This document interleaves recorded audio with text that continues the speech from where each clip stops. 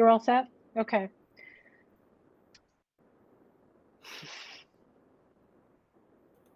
Okay, great. Thank you, Terry. Okay, so this is the policy committee meeting. We haven't met in a while. It's nice to see you all. Why don't we start, Tony, as the chair? Do you mind if I start with just checking in to make sure we kind of do the roll call that everyone can hear? Tony, I can't hear you. It says you're not muted, but I can't hear you.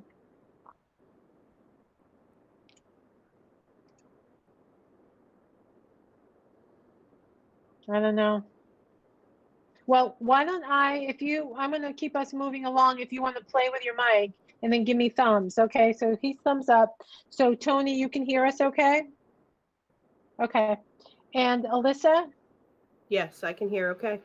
All right, and Matt Marshall? I can hear you. Great. We have absent Matt Lillibridge, John Umlin, and Teresa Garrett. I have not heard from Matt Lillibridge or Teresa. I know John is not going to be at tonight's meeting. So we have a lot to get through. We do need to end by 4:20. 4:25 at the absolute latest so that we can transition. Oh, I heard you say something. I think you're back on, Tony. You want to try that again? Yeah, I'm just switching. Yeah, there we go. How's that? Perfect. All right, so the first thing that I have here then is a couple job descriptions. The first one is the Affirmative Action Officer and Title IX Coordinator. You will remember, I think it was over the summer months, that I presented to you that there were some changes in the law centered around Title IX, some pretty significant changes. And as a result of those changes, as a result for our district in combining the job responsibilities with the Affirmative Action Officer, we needed to go in and update our job description. So the job description that I shared with you came from Drummond and Woodson. They actually provided us two separate job descriptions, one for the Affirmative Action Officer, one for the Title IX Coordinator. And then they told us just to combine the two if our district did so, you know, if we had just one person fulfilling both job responsibilities, which we do. And as a reminder, that person is Terry McGuire. She serves in that capacity for us. So I guess questions or comments about that job description? No, I remember us reviewing it, like you said, Pat, and sort of thinking to combine it. So it seemed to be in line with what we discussed in August, maybe, or July. I don't remember. Yep. Okay, great. If you have no questions or concerns about that one, the next one is for the COVID lead nurse. At the last board meeting, I mentioned to you that I was looking at hiring a COVID-19 lead nurse. That person is Kristen Martin. She is doing just a remarkable job. I am so glad that we moved forward with this position. She's just helped me tremendously and is such a support for the entire nursing team. And so I created this job description. She looked it over, and between the two of us, we're feeling like it is adequate and appropriate for our current needs. And so we're bringing this forth for your consideration. Overall, looks good to me. Duties and responsibilities, number 3, it says CDC or MDOE COVID-19. Should we make that an and or?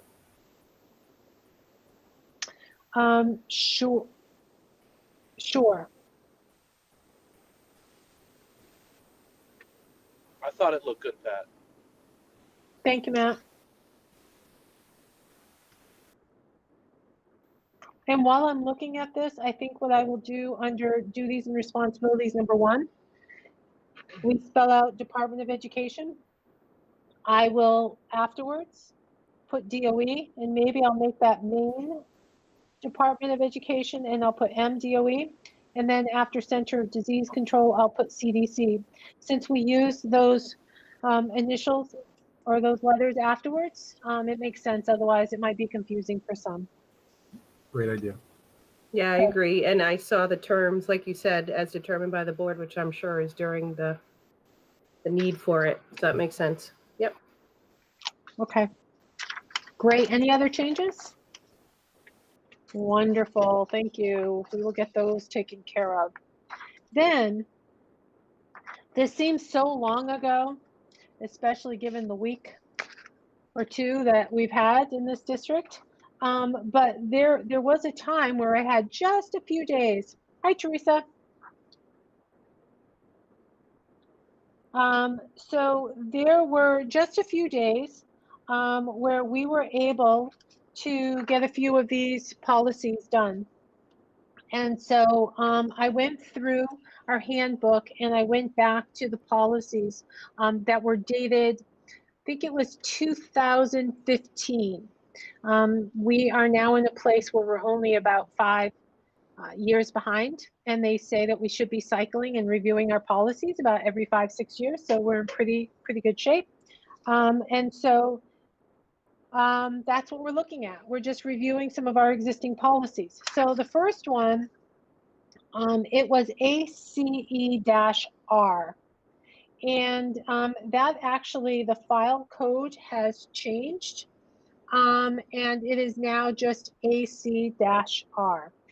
As a reminder, or for Teresa that may not know, our policies they are generally created by the School Board Association or MSMA. They have an attorney on staff, and that person, it's her responsibility to provide draft policies for school districts based upon the current law. And whenever the law changes, she has to go in and change the policy. So whenever we look at policies and updating policies, I always compare our existing policy with main school management to see if there have been any changes.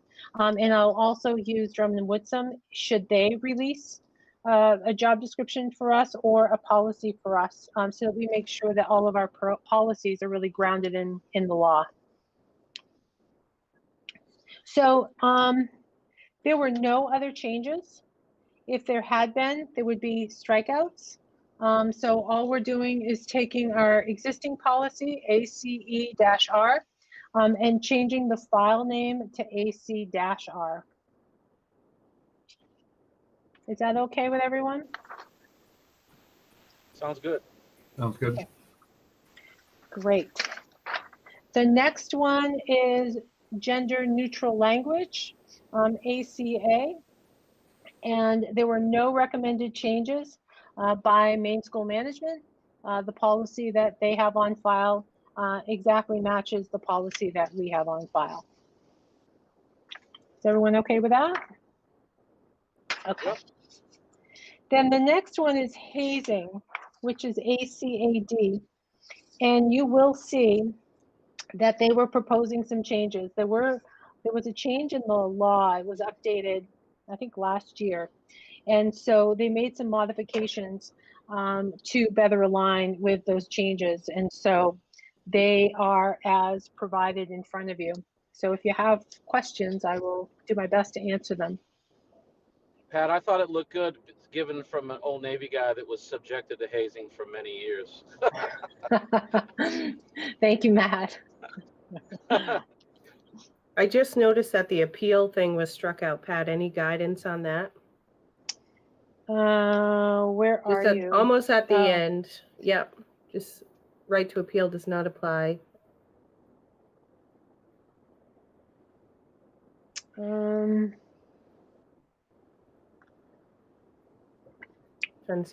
Page 2 of 2, I guess. Mm-hmm.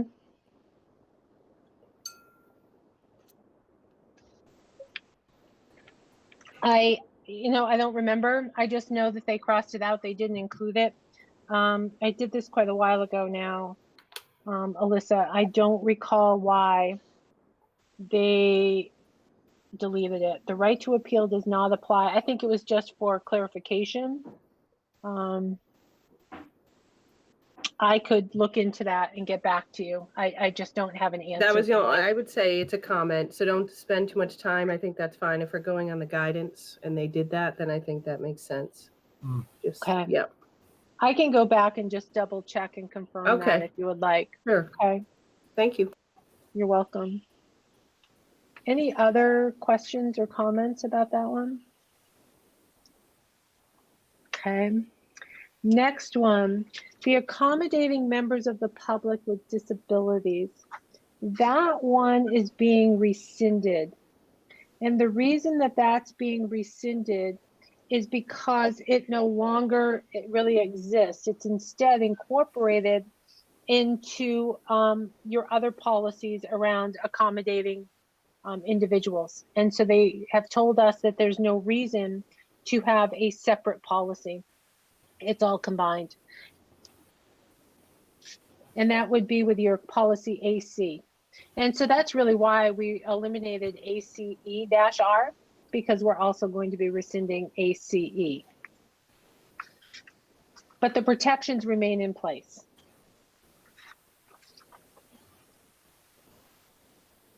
Okay. Then the next one is AD, your educational philosophy. The only change is on the second page at the bottom, where there was an additional sentence added at the recommendation of main school management. Other than that, I just took out a few of the MSAD11s. We just had more than what we needed.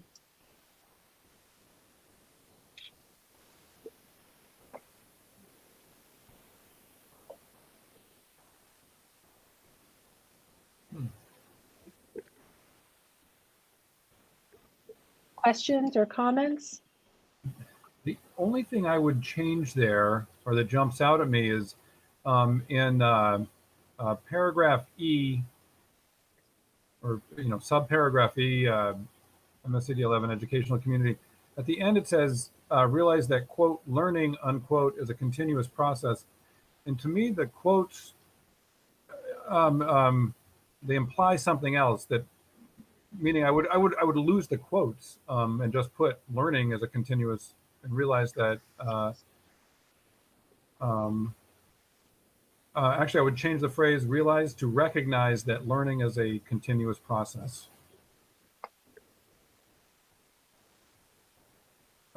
So change realize to recognize and lose the quotes around learning. Okay. Cool. I'll make that change. Any other changes?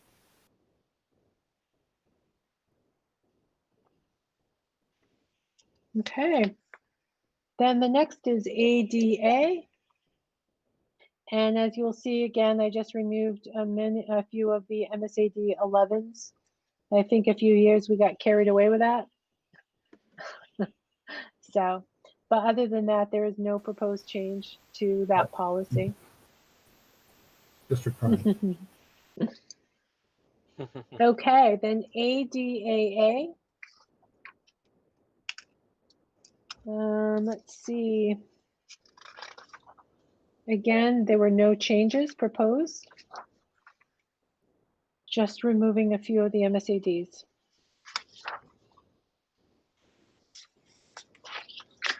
Is that okay? Okay.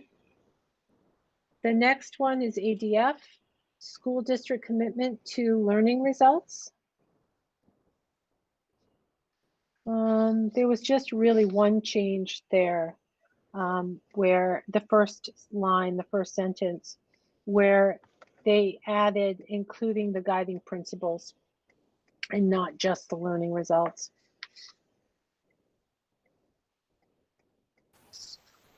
Do we have a location for where the guiding principles are? Sorry if I'm not seeing that right now. Well, they're on the wall in the boardroom.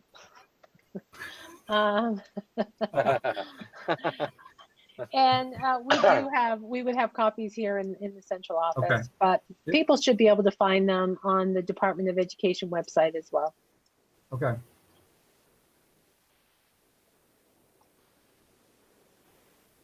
Okay. All right.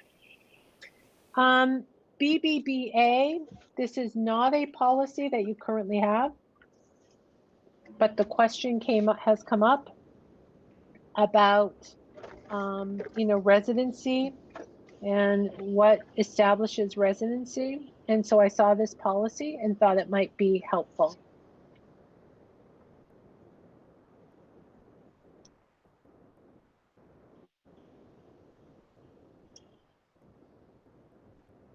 Is this okay?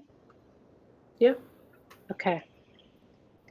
And then BCA, board members' ethics. There were no changes proposed at all. That is your existing policy.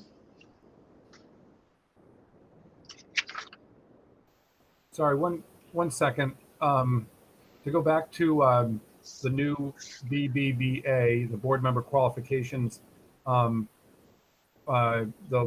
last sentence above the legal reference is no member of the board or spouse shall be an employee. Is that, we used to have it for immediate family member, is that correct? You have a nepotism policy That's separate, okay, that's separate from this, okay, but the law specifically states that the school district cannot employ the school board member or their spouse. okay. That's So, all that the law says. okay, so the law just says the two, and then our nepotism policy Expands upon that, yes. okay, thank you. You're welcome. So back to code of ethics. Pat, we updated that last school year, right, Pat? Yes, we did, because I think you wanted to include like steps, like stepchildren, and yeah. I think it was when I first came on, Matt. I remember that. That was one of the Yeah. first ones. Yep. All right, any questions with the code of ethics? That was a good refresher. I read through it again myself just to go through. All right, then we have board officers, the duties of the chair, and then the presiding officer at the meetings. The only change that I have to this policy is that I added a legal reference that was missing.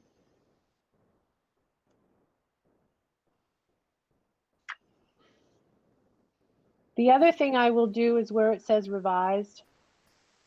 On all the other policies, it spells out the date. On this one, it's the shortcut. So it really should say June 5, 1986, and et cetera. Well, good catch. Yeah, that type of thing. It's just one of those pet peeves of mine. It's a shortcut, and this is a legal document. There shouldn't be that type of shortcut there. Agreed. Good catch. Yep. Okay, so if there are no questions on that one, we are actually going through this a lot faster than I thought we would. But the last policy is a new policy, potentially, and this is board member use of social media. This policy was distributed by Maine School Management to all school districts. And so I thought I would put it out to you for consideration to decide whether you want to move forward and push this forward to the full board for consideration. Certainly, the use of social media continues to grow, and it might be helpful for the board members or new board members when they come on to really have some guidance about what is acceptable use of social media and what board members should really shy away from.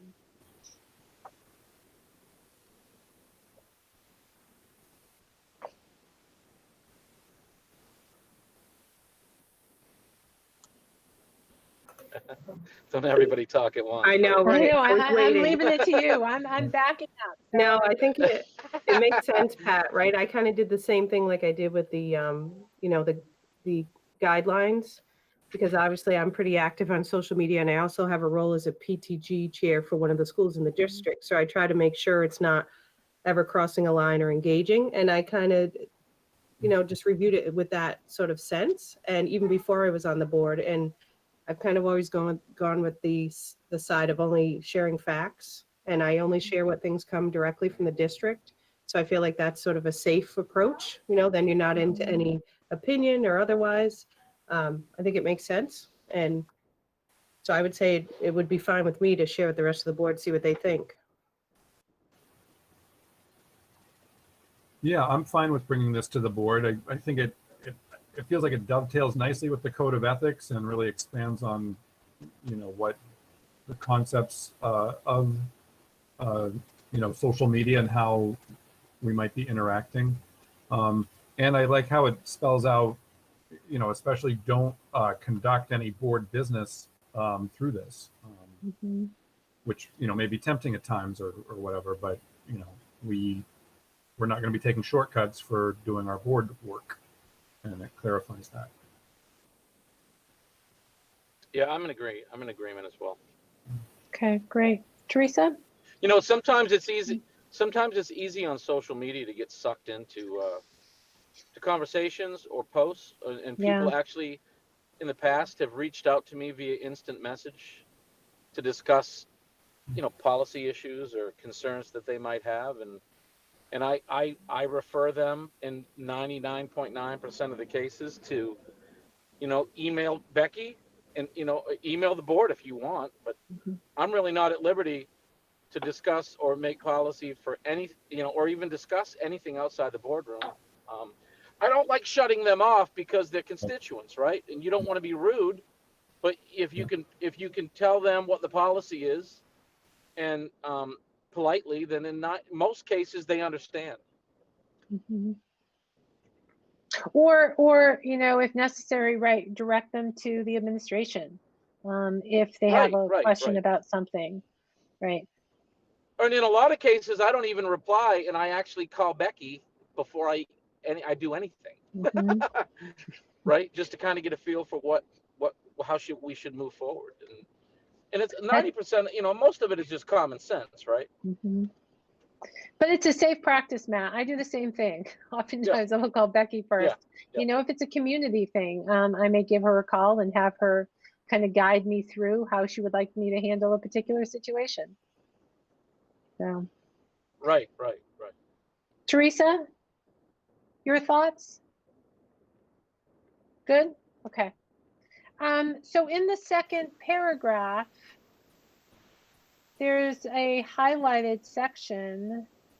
So it's not the intent of this policy to interfere with or restrict board members' freedom of speech, but to set standards for social media. Or you could say to set expectations for social media. Which do you prefer? I like expectations personally. Yeah, I like expectations. Me too. Okay. All right, and Tony, you had something else. Yeah, just actually same sentence, back it up, and it's a formatting thing. It says a board member's possessive freedom, and if it's a board member, it should be apostrophe S, or if it's restrict, no A, board members' freedom. You are good. We have a singular article and a plural possessive. So what would you like? What's your preference? Yeah, I would say that make it the singular article and then the apostrophe S, or maybe any board members. Say any. Yeah, change the A to any, and then members would be the singular apostrophe S. Is that right? Yes. Restrict any board member apostrophe S, members' freedom of speech. Yes, I think that is correct, Tony. Okay. Here's the curriculum update. Well done. That was good.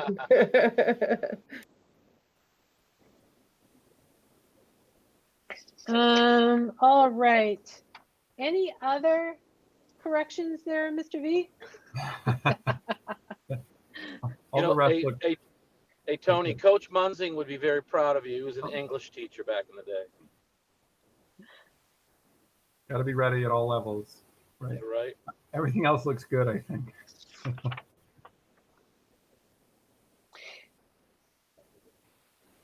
You know, actually, as I go through this, something that jumped out at me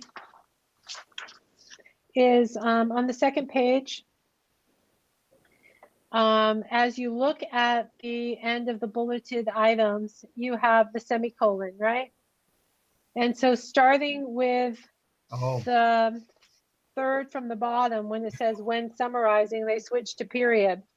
That should also be semicolon. The next one should be semicolon with the word and after it, because the next one is the final one. And based on this, it's a board member should. So it means you should be doing all of those things. Yes. Makes sense. Right? Inclusive, right? Did I get that right, Tony?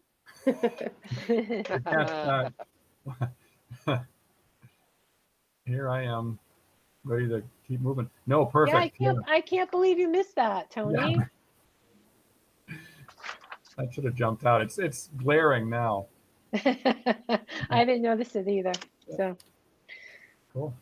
all right. Well, that is all that I have for policy. So how about if Tony, if you're okay with that, if we could have a motion and a second to recommend all of the policies and the 2 job descriptions that you just reviewed, to send them to the board for consideration for a first and second reading. I would make that motion to move the 2 job descriptions and policies as reviewed as a bundle to the full board meeting for consideration for first and second reading. Okay. I can second that. Okay, so I should do roll call. So Tony? Aye. Yay. Sorry. Alyssa? Yay. Matt? Yay. And Teresa? Yay. Great. All right, so that's unanimous. And that's the policy committee meeting. We're good. So we have a half-hour break before we need to get ready for the board meeting. So this is perfect. All right. Thank you. Thank you all. I appreciate you. it. And Thank you. we Drive safe, will Matt. see you soon. See you shortly. Okay. All right. Bye. Bye. Yeah, I will. Bye.